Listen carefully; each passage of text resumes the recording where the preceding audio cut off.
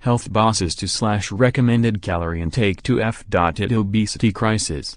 The nanny state move is in response to the nation's growing obesity crisis, which is costing the NHS billions of pounds a year.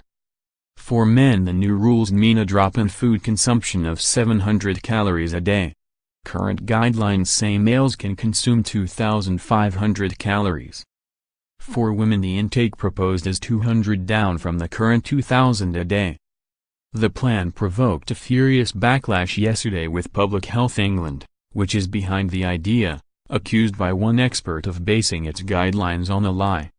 Christopher Snowdon, head of lifestyle economics at the Institute of Economic Affairs think tank, said, "It's been well established for decades that reasonably active people need between 2,000 and 2,500 calories a day to maintain their weight." Public Health England's latest calorie guidelines are not based on evidence and are essentially a lie designed to manipulate people into eating less. This nanny state agency makes it up as it goes along. f.ight will use a campaign in March to recommend restricting food intake to 400 calories for breakfast, 600 for lunch and 600 for dinner. An additional 2 healthy snacks of up to 100 calories each are permitted, bringing the total to 1,800. Latest UK figures show that some 67% of men and 57% of women are overweight, with 1 in 4 adults classed as obese. It is thought the new guidelines are being deliberately set low because people tend to underestimate their calorie intake and do not always include fattening drinks. Figures last month showed Britain is the 6th fattest nation in the world. f.ight also says that food choices are responsible for weight gain and people should opt for healthier items.